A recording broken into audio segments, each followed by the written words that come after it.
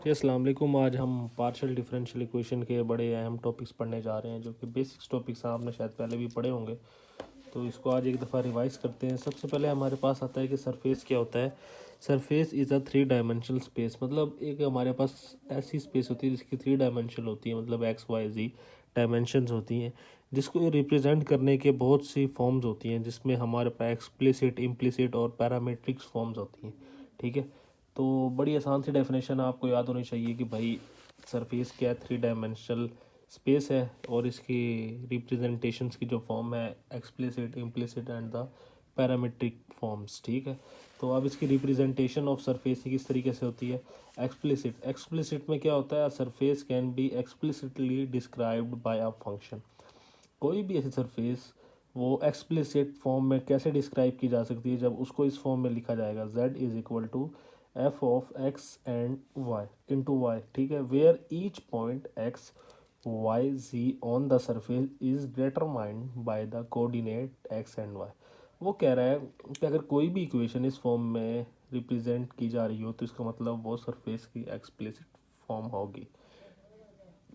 ठीक है, और अगर वो कह रहा है इसके जो ईच पॉइंट्स हैं, एक्स वाई जी की जो पॉइंट्स हैं, ये सरफेस पे ये जो मालूम किए जा सकेंगे, ये एक्स वाई कोऑर्डिनेट्स के ज़रिए मालूम किए जा सकते हैं। ठीक है।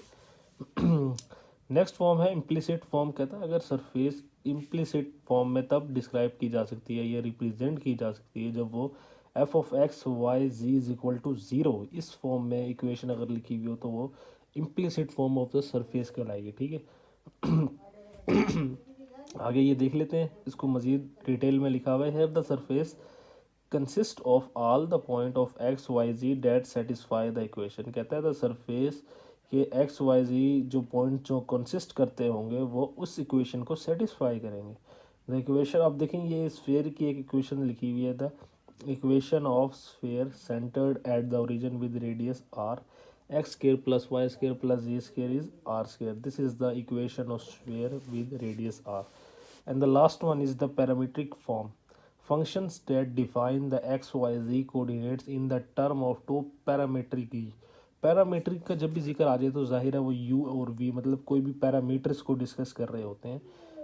For example parametric equation of the sphere of radius, मतलब उसने एक स्फीयर का रेडियस निकाल के उसकी पैरामीट्रिक फॉर्म बनाई हुई है। X is equal to r sine of u cos v and y is equal to r sine of u sine v. This is the parametric equation of the surface. ठीक है, यहाँ तक हमारा surface का topic खत्म हुआ। उसके बाद आता है नॉर्मल्स क्या होते हैं हमारे पास। A normal to the surface at a point is a vector that is perpendicular to the tangent plane to the surface at the point।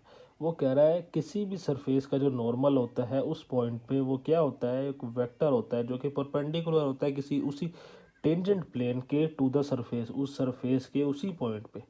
तो उसको हम क्या कहते हैं, नॉर्मल कहते हैं।